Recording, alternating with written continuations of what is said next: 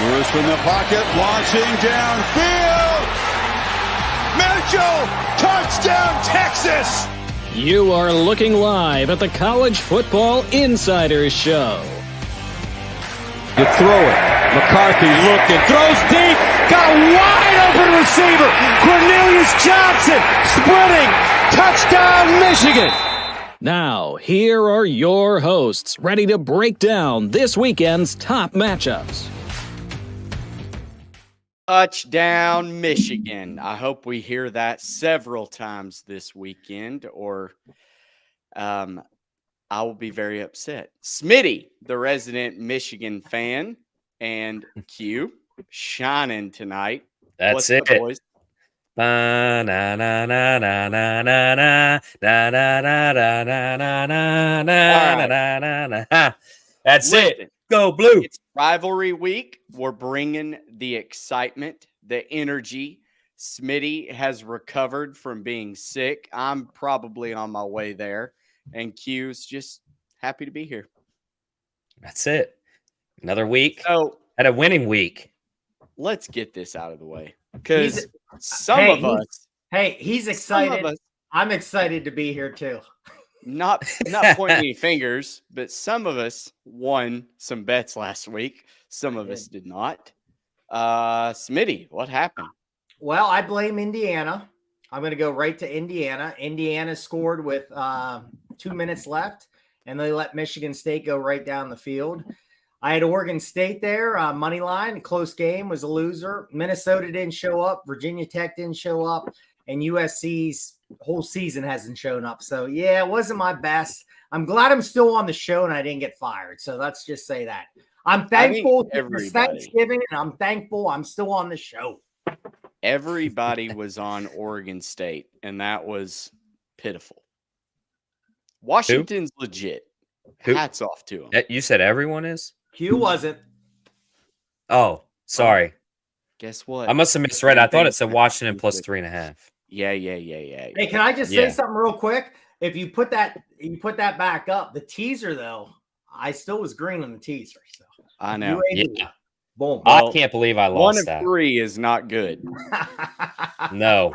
I'm no It made me teacher. feel better that Matt lost. Made me feel less bad there. And we're still thankful that we have a show. Hey, but we're excited. Remember, we bring excitement to the show. We're not dull. We're excited. Prediction dog said have some excitement or something. I can't. We need shout out like to a you. meter. Thanks. That just tells me that you're watching and you want some more excitement. That's great. it. That's what we're here I for. want an excitement meter on the bottom. Okay. Like we're at a stadium. So let's get into it. Those stadium things lie. There's no Oh, way. 100%. The decibel levels where it shows it's 100. No, it's not. No, it's stop not. lying. That's a pre-generated graphic. All right, Missouri Tigers try to stripe out Donald W. Reynolds Razorback Stadium in what Eli Drinkwitz thinks is a bigger rivalry game than I think what Arkansas gives them credit for. They're forcing this rivalry, I think, a little too hard. Anyways, it is the Battle Line rivalry where Eli Drinkwitz, who is from Arkansas, he was mad that we hired Chad Morris over him. He went to Missouri, and the rest is history. He's got the Tigers playing well. They take on a Arkansas Razorback team who is dealing with now transfer portal guys. Our running back, Rocket Sanders, he retweeted another guy announcing that he was transferring. So let the house of cards come tumbling down as news was given to the players that Sam Pittman will be retained for another year. Smitty, Matt, do they I was just going to ask, ahead. do they play for, is it a fake rivalry or they actually play for something? Yeah, they play for the Battle Line Trophy. What is it? I don't know. It's like Arkansas and Missouri. They're stacked on top of each other. Oh, okay. And then all right. the middle part turns out like it reverses red to yellow. Missouri, Okay. Arkansas, I got you. whatever. All right. Continue. But anyways, Smitty, you've backed Missouri quite a bit, I feel like, this season. So I'll let you take this game from the top. Yeah, I've kind of backed both teams a little bit. I've been on Arkansas a couple times this year. This is one that It's tough. Like, what are you going to get out of this game? You know, you look at that. Cook's really good at quarterback. The running back's been unbelievable for Missouri. Last week, can you get really excited for that game from Arkansas? I know Grissom's really not excited. So they threw some points on the board, but really, who did they play? You know, Jefferson did throw up some numbers a little bit, but again, what was the competition here? It's a pass for me. I'm going to just watch it or keep an eye on it probably. I could see this getting higher scoring a little bit because, you know, you think Missouri's going to score some points. Can Arkansas score some points? I think they can. I think you saw Missouri last week give up 31 to Florida. I think Arkansas can put some points on too. This could be high scoring. Hearing through like some of the other shows, some people are leaning towards Arkansas a little bit. I think it was at 8.5. I think I saw it today go down to 7.5. It's a pass for me right now. I think my best advice, if you want to play this game, I would maybe look at the over. I think this could be a little higher scoring. Q, you want any part of it? I don't, but I would say if you are going to get into it, I would drop Missouri under the touchdown if you could buy the full point or at least get them on the 7. This just has a weird vibe to me. You know, Missouri, I know they're going for 10 wins, but as you alluded to, it's kind of a weird rivalry. Like, is this a game that Missouri has no business losing and they just drop it because of the huge improvement they made from last year to this year? And, you know, kind of maybe they get in their heads a little bit. They just dominated Florida. It's a stay away, but something feels weird about this game to me. I'll leave it at that. So Missouri is 3-0 against the spread on the road. Arkansas is 1-5 at home. It's not good. All right. I don't feel as bad. I actually saw Missouri up to 9. I think Missouri wins by 2 touchdowns. It won't surprise me if this is like a 48-14 blowout. We don't have anything to play for. This is our bowl game, so to speak. But what you've seen from Arkansas, not been good this season. I don't really anticipate us showing up for it. One game that I am excited about, former coach Jeff Traylor, he is in talks right now, supposedly, with Texas A&M about taking over for Jimbo Fisher. He's got UTSA playing really good ball. They take on a solid Tulane team. Smitty, when you sent me your picks, I saw that we were probably going to be opposite, so I never bet it.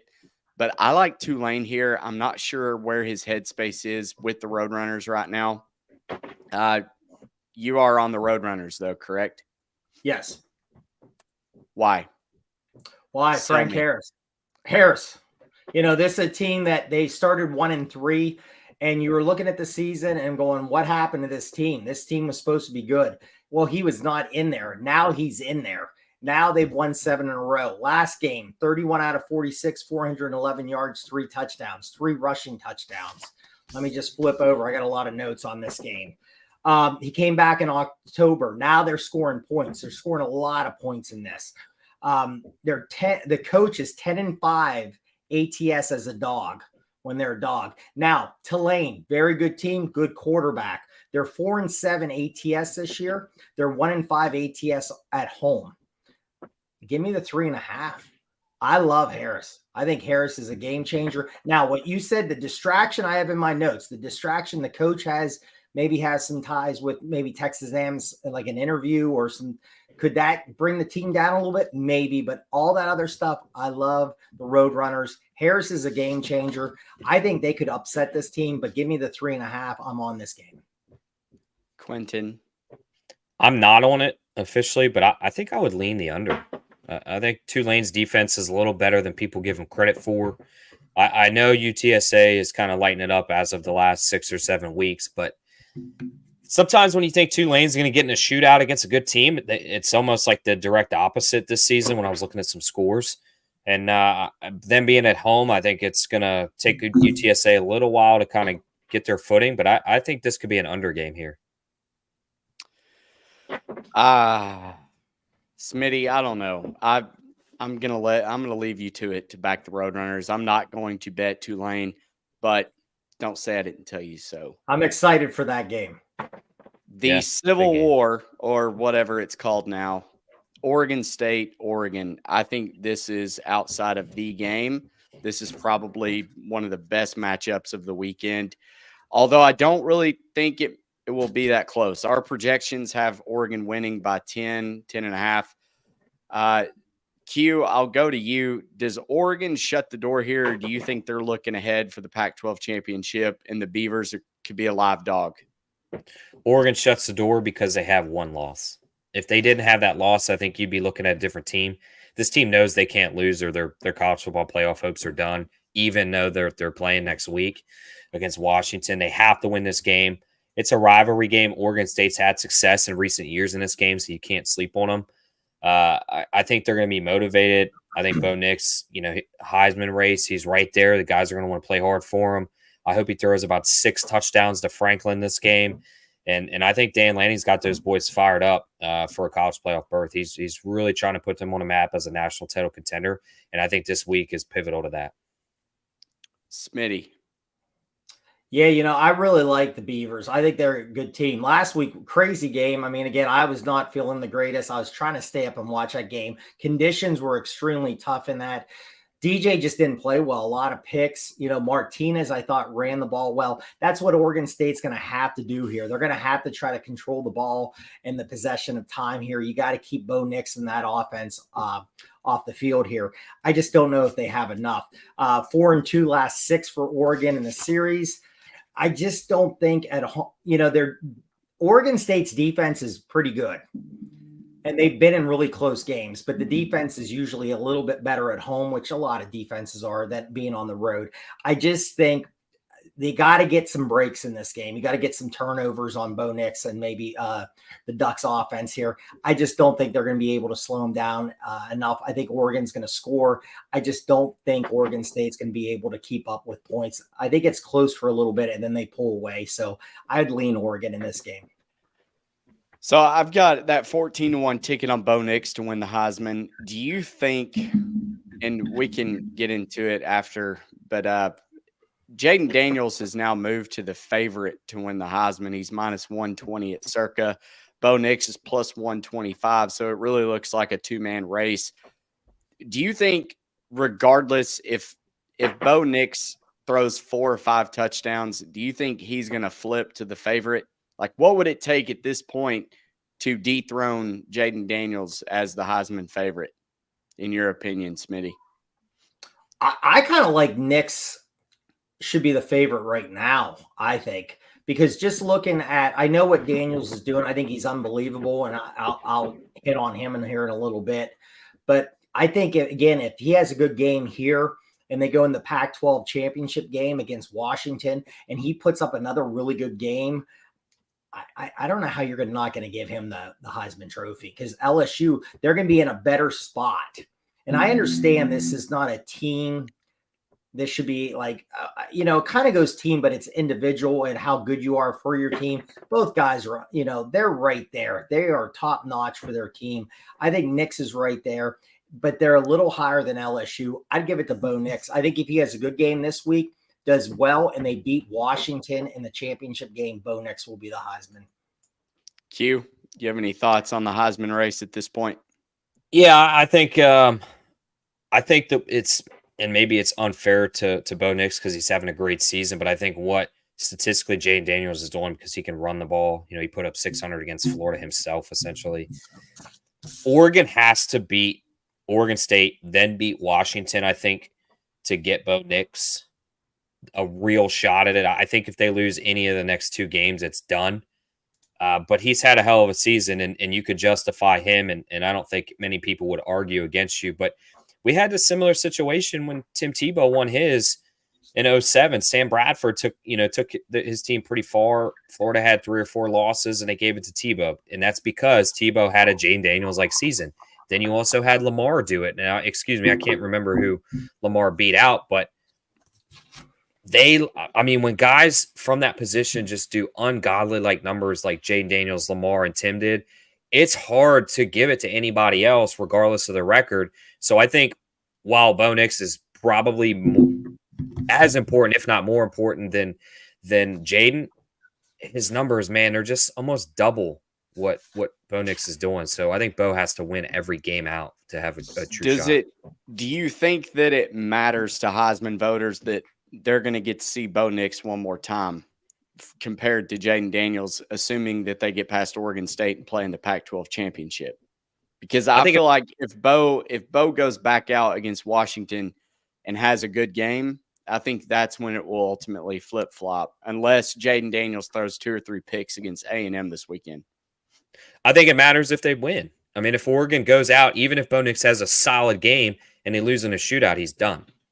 Because then you look at Jaden Daniels and like he's just kind of record-setting year this year. But Bo probably deserves it. You know, he's got his team farther. So I think you can make the argument. But I think this could actually hurt Bo Nix in the sense of if he loses, it's it, regardless of how well he plays. So one matchup that is on Friday, we'll go in chronological order. Iowa, Nebraska. This is one that I feel like everybody in the world, similar to Oregon State last week, everyone was on Oregon State against Washington, and except for Q. And this week, I'm on Iowa +3. I just think Nebraska is not very good. They're not going to be able to move the ball. I don't care if this is a 6-3 game, anything like that. I just think Iowa will play better than Nebraska. We know it's going to be low scoring. I feel like it's a broken record every single week. It's the lowest total on the board. It's an Iowa game. Q, you're on Nebraska. Smitty, you're on Nebraska. Why? Well, to me, it's where they're playing. You know, if this game was in Iowa, then I would absolutely be on Iowa. But I think you've got Matt Rule. He's got that team fired up. Now, they have some injuries. I get that. They have an opportunity last game of the year to become bowl eligible in front of their fans in Lincoln against an offense that Nebraska's defense should be able to handle. Nebraska's defense has been somewhat decent this year with it. You know, if you take out a couple early games, they don't have to worry about Iowa, you know, getting into a barn burner. It's just not going to happen. So all they have to do is score 17 points, which Iowa's giving up a couple touchdowns a year. I mean, I think they're good enough to squeak it out at home. I think the home field advantage is what gets them that win and gets them that 6th win. Smitty? Yeah, you know, I think if you look at the line, why is Nebraska favored in this game? Iowa's going to go to the Big Ten championship game. Well, I think the home field's something. It's a good home field environment. I think both offenses are not good. I think you have Nebraska coming in with 3 straight losses. Again, I'm going to say, why are they favored in this game? It kind of goes back to the Pitt line against BC last week. You have a Pitt team that had 2 wins, and they were favored in the game, which I jumped on Pitt. So I kind of agree with that. You look at this, Iowa has everything locked up. They're going to win that. They're going to be in the Big Ten championship, where you have a Nebraska team that hasn't been in a bowl for about 5 to 6 years, and they need one more win, and they're in a bowl game. So I think they're going to be highly motivated to get a win here. And I love this game. I think Nebraska wins the game, and I think they'll put some points on Iowa in here. I mean, crazy, like 26, 27 and a half. I mean, could this be 0-0 going to the half? And then, I mean, I heard on some shows, what would you set the line then at halftime for the second half? I mean, I think Powers today on VSiN said 10 and a half, but I think he was also a little higher on Nebraska in this game too. I think it's a good spot for Nebraska. I think it would be a big jump start for their program under the first-year coach here to get to a bowl game, and I think they will. I think they'll get the win. All right, moving over to Saturday as another team tries to become bowl eligible. You have the Florida Gators hosting now the Jordan Travis-less Seminoles of Florida State. And the college football playoff rankings came out last night. To really no surprise to me, Washington jumped Florida State, and I feel like rightfully so. You know, Florida State lost their quarterback, but even more so than that, they beat North Alabama. Washington beat Oregon State. I think this was kind of the College Football Playoff Committee's way of almost forcing out Florida State from that picture. And they've got the ACC championship game against Louisville coming up. But Florida could pull upset, or Florida State could be on upset alert if Florida is able to pull off the upset in Gainesville. So, Q, I know you're on your Gators, but tell me why. It's a rivalry game. I think you said it perfectly. You know, Jordan Travis is out. Now I understand Graham Mertz is out. I thought Max Brown came in really well. And I'm not saying he's going to light it up, but what I think you're going to see is a little better performing offense in terms of when he started running the ball, the running backs, when they started carrying the ball, instantly went from like 3-4 yard carries to 20 on consecutive plays. And I think that's because they have to respect Max Brown running, where Graham Mertz really wasn't going to run. I mean, you see him run, he snaps his collarbone. So you have to respect that. He's got a cannon, extremely talented kid out of high school. He's got, the utmost confidence. And I think these stats are a little misleading because both quarterbacks are out. So I think, yeah, you could focus on the defensive stats and they're pretty accurate. But listen, Florida was one play away from beating Missouri. And I'm not sitting here saying Florida's a powerhouse, but I think Florida puts it together at home in front of the Swamp. And they want nothing more than to seal the college football playoff. Even though Florida State's number 5, they just want to seal it. With one loss, they're done. And to do it at home against your rivalry, get some recruiting momentum, I think Florida can put it together. I took the points plus 7.5, but I think sprinkle a little on the money line because they can get it done against this team. We saw them do it against Tennessee. Tennessee's a decent team. I think that the same thing can happen. Smitty, what are you doing here? Yeah, it's a pass. I mean, I as a friend of Q's, I'll sit back and hope Florida does a good job. It's the battle of the backups here. You got both injuries last week with Travis with the ankle, Mertz with the collarbone. I said to Q before we got on, I think it's like Roadmaker. Is it Roadmaker? Something like that. The backup for Florida State, something like that. He has thrown some balls. He has about 90, I think, attempts in college here. I think Benson's going to have to get involved in here. And again, I said last week on the show, and I wish I would have jumped on it. I said about team points with Florida. Their offense has been good. I love the running backs. Johnson's a really good running back. Etienne's a good running back. The wide receivers, Wilson, who's the other guy? Pearsall. Thank you very much. Ricky Pearsall. Yeah, very good wide receiver. Florida has the weapons. I mean, I've been saying it. They do. Now, the defense scares me with them, giving up 33, 52, 39, 43, 39 over their last some games here. Do I think it gets that high scoring? I do not in this. I think it's going to be tough. I think it's tough. I just think I'm going to sit back and watch this one.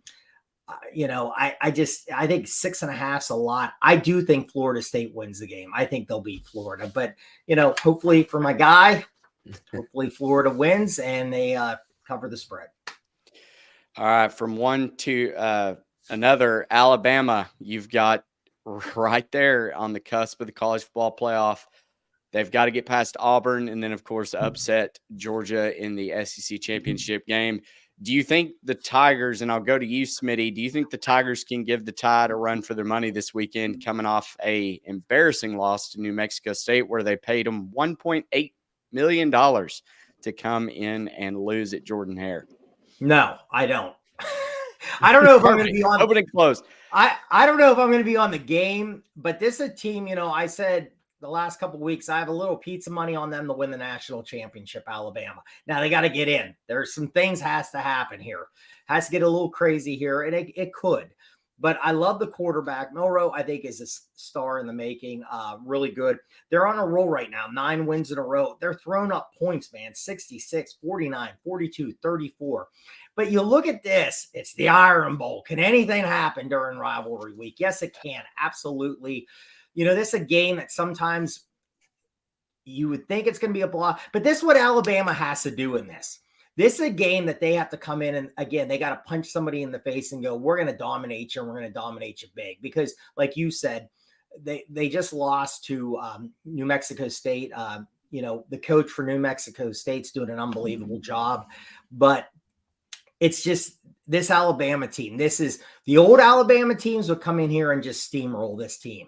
So let's see if that's the same kind of Alabama mentality. I think it is. I think they win big. I just do not think Auburn. I think Auburn's defense is not as great as it has been over the last couple of years. And I just think Thorne's going to really have to really do a lot in this game. Now, they hung with Georgia. And that was one that you're like, wow, Georgia's going to steamroll them, and Auburn hung in the game. But I think this is one of those things. You got to have some turnovers. You got to have some things go You got to have some things go Auburn's way in this to be a little quirky in this game. I don't think it's going to happen. I think Alabama covers. Right now, it's a no play for me, but I think Alabama beats them pretty good. Q. Who did you take when you took Alabama? The line seemed weird. They ended up smoking somebody. It was like 2 weeks ago. Matt, you were on it and you didn't understand the line. I don't remember who it was. But Kentucky. Kentucky. I have the like same 11. thought process here. I'm looking at the projected points. I think Alabama, I mean, I would buy the half point down to minus 14, but I think they can win this game above 14. Listen, this is a rivalry game similar to Florida State, but Alabama and Florida State, like they are on two different tiers, in my opinion. Alabama is just so much more polished from the coaching staff down to the players. I don't think Peyton Thorne has a chance. I think Alabama just rolls in the Iron Bowl. I think this year they make a statement because, listen, they're playing. I said it earlier in the show. Nick Saban is having to coach this season, and he hasn't had to coach in a long time. And he is reminding people that he is still a damn good coach. And don't forget it, even with his less talented team. I think Alabama rolls over the 14 here. Matter of fact, it's going to be an official play on Twitter. All right, there you go. For Q, Millie, Alabama Crimson Tide. Okay, the big one. The number 2 Ohio State Buckeyes travel to Ann Arbor to take on the Jim Harbaugh-less Michigan Wolverines. Is this more of a distraction or is this motivation? I'll go to you, Smitty, because I'm going to ask the same question to Derek when we have him on. But is Michigan fazed by this at the heart, like deep into it? Not what they put on Twitter, not what they say. Is Michigan fazed by what's going on with Harbaugh? I was playing golf with some guys today, and the one guy I asked right away, and he grew up in that area, and he's not a Michigan guy. And I think the big thing now is, there's some leaks saying there's more to this, and it could be coming down the road a little bit with some stuff. Is it? And he looked at me and I said, I could care less. Win the national championship this year. Let's move on. I don't know. It can get stripped from us, and who cares? We won it. So we'll see. I still think Georgia's going to win it, but I don't think so anymore. I really don't. I think it's been motivation for this team. I think you have that me against the world mindset. And I think that's what's happening here. I think the great thing about this, if they can get this win this week, it's going to put a lot of pressure on Day at Ohio State and going, man, you can't even beat this team with Jim Harbaugh on the sidelines. So I think it's going to backfire to Ohio State a little bit. And that'd be the greatest Thanksgiving, better than gravy and stuffing and turkey, just to put a little pressure on Ohio State because I can't stand them. So. Well, this one's going to be tight. My power ratings made Michigan a 2-point favorite. Our projections have it right at 3. Q, what are you doing here? Yeah, I'm going to buy Michigan down a 2.5, but I also took them on the money line. I do think it's phasing them. I think, but in an angry way. I think there is more motivation to win this game more than any other Ohio State-Michigan matchup because they're going to do it without their head coach. I think Sharon Moore, I think he's going to have those guys fired up like he did for Penn State. And I actually think even though, it sounds like Ohio State, the private investigator stuff, like they're kind of tied into this drama just as much as Michigan. There's a lot of pressure on Ryan Day to win this game. I mean, if you can't beat a team without a head coach, like Smitty said, that's tough. And that might get you run out of Ohio State because you couldn't do it. So I almost think this is more pressure on Ohio State than it is Michigan because at the end of the day, Michigan fans can fall back and say, listen, we didn't have our head coach. You beat us without our top guy. It is what it is. Ryan Day has no other options but to win this game, or be labeled a fraud, in my opinion. So I think Michigan handles it. I think the crowd's going to be in this game. It's not the loudest stadium, but I think it'll be extra loud in years comparison. The running backs, I think Corum's going to hit another level. Edwards, I think McCarthy, he got that interception out of the way. A couple bad throws against Maryland. I think he's going to be dialed in. And I'm not a fan of Kyle McCord. I think McCarthy offers you that RPO style. Kyle McCord's kind of a slow drop-back quarterback from what I've seen. He's better than Drew Aller, but I wouldn't sit there and say that he's on the same tier as JJ in all honesty. And JJ's been in this game before. This is Kyle's first time, starting. So it's going to be a lot of pressure for this Ohio State team. I think Michigan gets it done. Matt, can I jump in real quick with a little bit more of this game? Yeah. I agree. I think McCarthy, the thing with McCarthy is the last 2 weeks not been very good, like 19 out of 32. You saw it against Penn State. They didn't throw the ball in the second half. Did not look sharp in the Maryland game again. I even text Q from my deathbed, struggling watching that game last Saturday, but I was there. I thought they kind of got that quick lead, like 16-3, and then they kind of took the foot off the pedal a little bit here. Something's not right with him. He doesn't look very sharp right now. He has to play a lot better. I agree. I'm not high on the Ohio State quarterback. I haven't been all year. I think the one thing is you got to get Wilson back at wide receiver. Left the game, took a big hit in that first quarter against Maryland, got taken out of the game. That's big for them. The tight end from Michigan's has been playing really good. Got to keep him, getting him the ball a little bit. The line's been a little iffy, a little nicked up for Michigan too. That's a concern. The fast pass from the quick throws by Maryland really, I think, had Michigan on the ropes last week too. They weren't covering it well. So slow down Henderson at running back for Ohio State. Again, it's very tough to take Harrison out of the game plan, but if they can slow him down, I don't know who else. He doesn't really throw to a lot of people.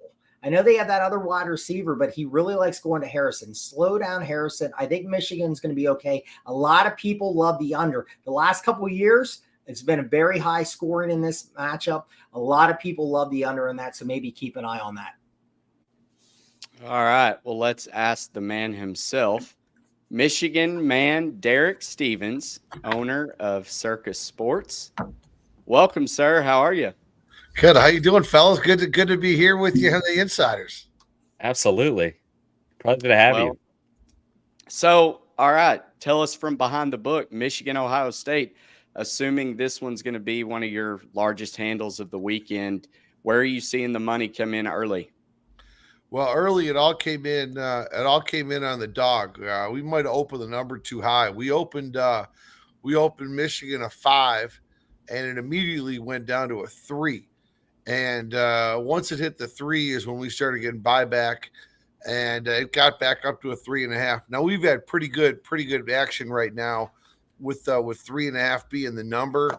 What we've seen is people that like Michigan are currently paying a little extra juice to buy down to the 3. That's been the most popular play, at least for the last 48 hours or so. And for people that like Ohio State, they're just taking the 3.5. So as a fan and alum, but also the owner of the world's largest sports book, do you root for your team here, or do you root for the book if the book needs Ohio State? Well, I would tell you, I was in this situation recently back in the NHL playoffs, and we had a situation where we really needed the Golden Knights to get knocked out in the Western Conference Finals. That didn't happen, and we needed them to get beat in the Stanley Cup. But at certain points in time, there's certain things that are that maybe are far more important than winning a particular game. Winning a Stanley Cup, World Series, those types of things.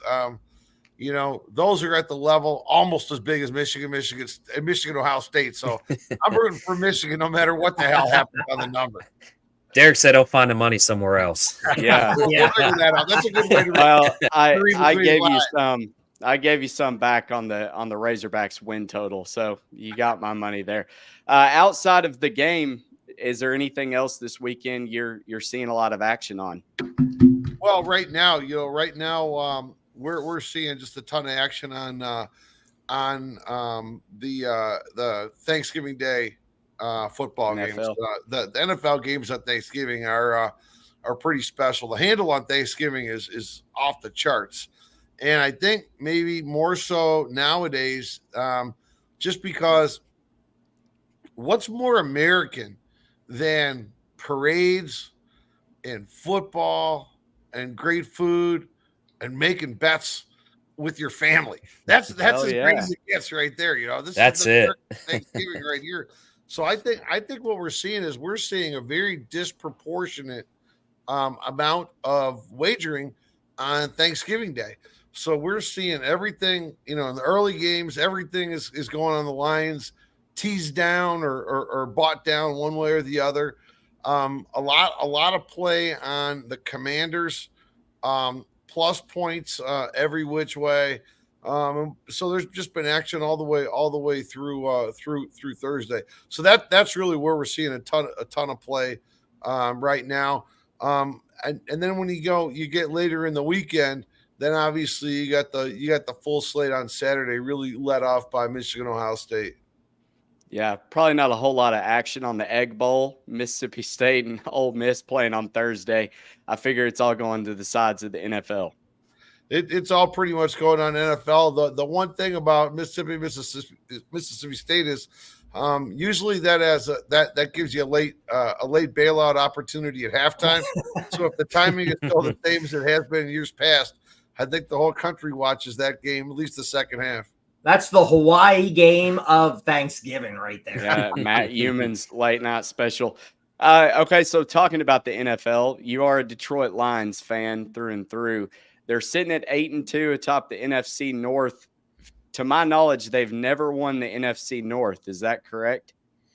Well, I don't think they have in my lifetime, or that I can think of. So they only won one playoff game in my lifetime, and that was in '93. So when was the last time they won the NFC North? Man, you got to be going back to Herman Moore, Barry Sanders days, I'm guessing, because I can't think of it off the top of my head. So what would you rather have, a Lions Super Bowl win or Michigan Wolverines national championship this year? Oh, well, You as a fan. As a fan, I mean, obviously you love both of them. That's like asking you, which of your two kids do you like better, particularly a big national audience like you guys have? How am I supposed to answer that question? You're asking that's tough questions here. Well, it would be We'll the just first both, ever for the for Lions. the answer. It would be, the Lions won. They won the championship before, but it was prior to a Super Bowl, so it was like 1957. So the Lions have never won a Super Bowl. They only won one playoff game since 1957.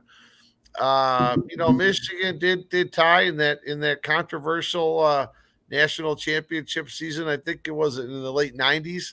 And Michigan's won a couple times, so it'd be pretty special for the Lions to win. It'd be pretty special, obviously, for either team to make it to the final game. So I've just got one more question, and then I'll let these guys ask whatever. But Jaden Daniels has now flipped to the favorite in your shop, minus 120. Bo Nix is plus 125. Who is your Heisman if you had a vote right now? Well, I would say I was really impressed with the way Penix was playing, and then all of a sudden, that fell off. I've been amazed at this Heisman race throughout this college football season on who's been the favorite and the dramatic volatility that we've seen in the Heisman race this football season. So it's still probably a little bit early, but I guess I would say if I had to make a play, it would be on Nix right now. I think Penix is still at 6-1 if I'm not mistaken. But yeah, now we've got a small favorite at minus 120 and plus I think it's plus one. Was it plus 130 on Nix? Plus 125. Plus 125. Okay. The last time I saw it. Fellas, do y'all have anything else for Mr. Stevens? I know he's got a busy slate. A lot of people, I'm sure, coming into town, spend Thanksgiving at Circa. Oh, yeah. Thanksgiving's not the way it used to be in Vegas a long time ago. Long time ago, Thanksgiving was one of the probably 3 slowest weekends of the year. But I'll tell you what, that's changed a lot. I think maybe it's a reflection on American society. I would say, 30 years ago, most people and their families lived closer to where they were born and whatnot. Now, more kids go off to college, more kids move away, and the travel is really becoming difficult, particularly if you've got family living all over the country. And what's happened is Vegas has become one of the easier places to to gather everybody up. I think there might be a lot of moms out there that kind of love coming to Vegas for Thanksgiving dinner because they don't have to clean up. Take a place like at our place at Barry's. Barry's is sold out for Thanksgiving dinners. They do an incredible Thanksgiving dinner, so a lot of families come out and do all that. So it should be a great fun weekend. You beat me to it. I was about to say I love some turkey and ham, but I would trade that for a rib cap at Barry's any day of the week. They got the rib cap. They got a prime rib special, but they do a big turkey special here all day Thursday. So it's I think we're all going to be eating turkey down there tomorrow. Well, guys, y'all have anything else before we let him go? Yeah, I got one real quick question with Derek. Derek, as just a college football fan, are you excited about where college football is going with like the Pac-12? You're not really going to have a Pac-12 anymore, and you got these teams from like UCLA, USC going into the Big Ten. Are you a fan of this like realignment at all with and expansion of the national championship? Well, okay, long question there. A lot of comments. Comment number one. I'm a big fan of a much broader college football playoff. I think a bigger college football playoff is something that all the fans want. I think all the country wants it. From a sportsbook perspective, we want it. I'm just shocked it's taken this long, but I realize there's been so many of these league complications to get to this point. I mean, I think everyone's learned what NCAA basketball has done with March Madness and how popular that is. College football playoff will surpass that in popularity, in my opinion, with this type of format. So we're very excited about that. With regard to, let's say, USC, UCLA joining the Big Ten, I think that's great also, because I think it's going to broaden the market for this particular conference. It covers all 3 time zones now, and I think it creates another market where you have more teams that are known to both guys like you or your listening audience, but also known to just the general casual fan. And I think it's the general casual fan that we have to be very cognizant of and make sure that they come along and are part of this whole journey. And I think for the general casual fan, we've seen how well the NFL has done in getting the general casual fan into the game, whether it's through fantasy football or whether it's through tailgate marketing or whether it's through survivor contests or whatever. I think the NFL has done a good job. And I think having some big conferences, with the SEC and with the Big Ten, I think that's great. The destruction of the Pac-12, no, that one hurts a little bit. We spent a lot of time in Las Vegas landing the Pac-12 championship. We've got it here coming up in a week and a half. Getting the Pac-12 championship was a lot of work to get that done. And having the Pac-12 basketball tournament here, all that. So seeing what's happened to Pac-12 is tough for us who put some work into it from a Vegas perspective. I think it's tough for a lot of alumni. And I think it's going to be tough for a lot of both the students and parents of student athletes now that are going to be having to fly all over Hell's Acre to watch your kids play. I mean, I was fortunate enough. I had two kids that played Division I sports. And I always thought, boy, it'd be great if one of them could have played here. Both of my kids played in the Big East. Well, with me living in Vegas, it wasn't that easy to get over to St. John's and Villanova and go to watch my kids play. Now I think you're going to see a much more difficult time for kids and family members because of this, the cost and how far geographically dispersed everything is. So I think a lot more good than bad. But life is always about creating new opportunities. So I'm excited about it on the overall. Q, you have anything? Derek, yeah, I'll keep it short and sweet. Couple things. I love the suits that you wear, the eccentric suits. I'm hoping that there's a blue and maize suit for Saturday. I'd like an over-under line on how many times Gus Johnson says Maserati Marv in the middle of the game. And just give me, what does Michigan have to do to come away with this win as a fan? I'm obviously on Michigan. Smitty's on Michigan, and we'd like to hear what you think. Well, I'm old enough that I could tell you I've lived through a couple eras. I lived through an era where Michigan was the very, very dominant team over Ohio State. I was fortunate when I went to Michigan. They had a pretty good run, and then I was out of school by the time Michigan enjoyed the Ohio State John Cooper era.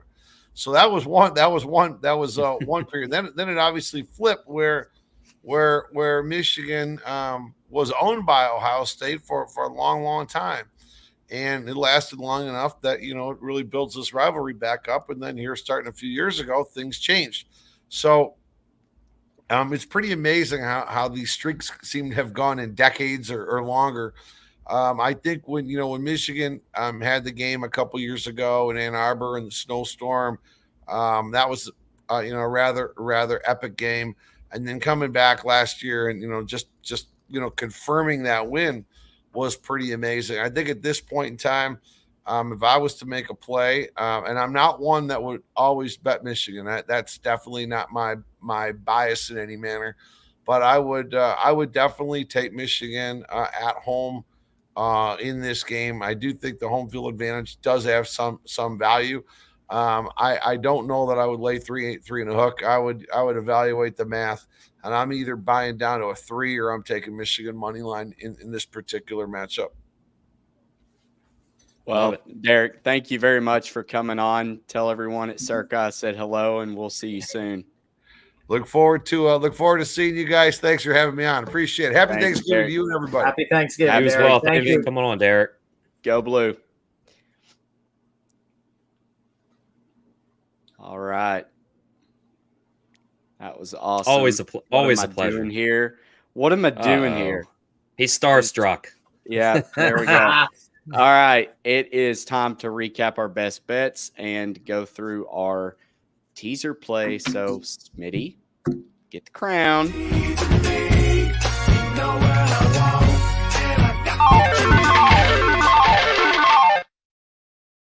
Should have done like a Thanksgiving turkey on my head or something. But you could have done that. All right. Sorry, I've got to change it one more time. All right. Rivalry week, best bets. Start with the teaser.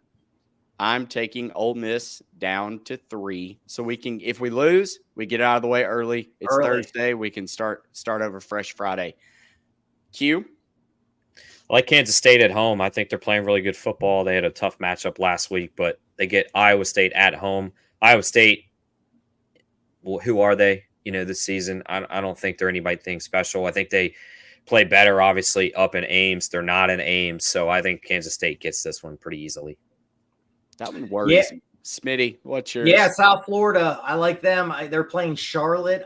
Hey, listen, I love the Charlotte head coach. I mean, we got to get him on as a guest one time. That guy's a character. I love that guy. But guess what? This week, let's go South Florida. They're going to win the game. They're going to win the game. Take it down. They'll win the game. They have 5 wins. They need that one more for 6. They're going to win the game. Take South Florida. I have not lost one of these yet. There you go. We're week 13. The man hadn't lost one. All right. So to recap, I'm on Iowa +3. I think this is going to be a knockdown, drag-out rock fight. Keep it close, Hawkeyes. Missouri, they're going to take it to Arkansas -6.5. Clemson, I think we've seen here what Clemson is. I laid the 6.5 in that one. A&M, I think they'll be able to score points. I think LSU will be susceptible to trying to pad Jaden Daniels' stats, which is going to make him turn the ball over. So I took the Aggies +11.5. UNLV, America's darling, 10-1 ATS, hammering that money line. And then Oregon State +14.5 against Oregon. I just think this is too many points. Our line was 10 or 11. I love Oregon in this spot, but I do think Oregon State is good enough, can run the ball, control some of the tempo of the game. And Oregon didn't cover against USC. I don't think that they're just rushing to blow out teams. I think it's more of just, let's play conservative, let's get the win, and keep trying to make that college football playoff push. So that being said, those are my 6 plays. Q, go through yours. Nebraska, I think they get it done at home. They get the 6th win for Matt Rule and the town of Lincoln. I think this program's on the rise with Matt Rule. Florida plus 7.5. I also take Florida money line if you are going to take the 7.5 for the simple reason of it's a rivalry game in the swamp. Florida's trying to play a bowl game, and it's a close enough number. If you think it's going to be within a touchdown, it's worth the sprinkle on the money line because it's a 1-possession game at that point. Anything can happen. LSU team total over 40.5. I think you kind of alluded to it in the Texas A&M. I think Jade Daniels, they're going to try to pad his stats. I think they're going to gun it, all 60 minutes here and really try to get him that Heisman. I think it's a 42-28 style game. Michigan money line. Also, if you take Michigan, I should have added it +3 or -3 by that half point down. If you want under, it's going to be the juice, but you can get -2.5 for buying the point. Already explained the Florida money line, and then Oregon, LSU, Washington, Kansas State +106. Oregon has to win to keep their alive. LSU, I think, will win the game. Like I said, they're going to pad the stats. Washington's not going to lose until they play Oregon next week, and Kansas State's not going to lose at home to Iowa State. Smitty. Yeah, Nebraska too. I already gave out the reasons why I like Nebraska. One, maybe I didn't send it to you, Matt. We're going to update this, but this should be on my board too. I'm also over team points LSU. I got them at 37.5 -135. So we'll add that. Matt will add that on my little board here. I love it. Like Q said, they're going to pad his stats. They have done this. LSU's 10-1 to the over so far. He's gonna throw some balls this week, man. He's gonna throw some touchdowns. They're gonna score a lot of points in this one. I think A&M's gonna score too. Maybe look at the over in that one, but we'll add that on to mine. Texas or LSU over 37.5. UTSA, I already talked about why I like them. Jacksonville State, man, Rich Rod's doing a great job playing New Mexico State. Now, why are they favored in this game? New Mexico State just beat Auburn. They should be everyone's darling. Well, the quarterback is questionable here. This is Jacksonville State's maybe, they can't go anywhere after this. It's their bowl game. They're going to win the game outright. BC +8.5. I like this one. I was on Miami last week. Van Dyke's nicked up. I mean, you really saw that. He was going to the sidelines, really nursing some injuries there. Really tight game last week. It was a loser for me. I thought Miami played well. Well, it's about 80 down in Miami. It's about 30 up in Chestnut Hill up in BC there. This one scares me a little bit. I think BC, some people said they might pull this one out completely and win the game. I'll take the 8.5. I love it. And then I wanted to get into the big 3 games here. I did a little Oregon, Michigan, Bama money line +121. I love it. I think we're going to have some winners. Get some green on my board, man, or I might not be back after Thanksgiving. All right. Well, that closes us up unless y'all have anything else. Happy Thanksgiving from us to you. Eat lots of food and enjoy some football. Y'all got anything else? Happy Thanksgiving. We're out.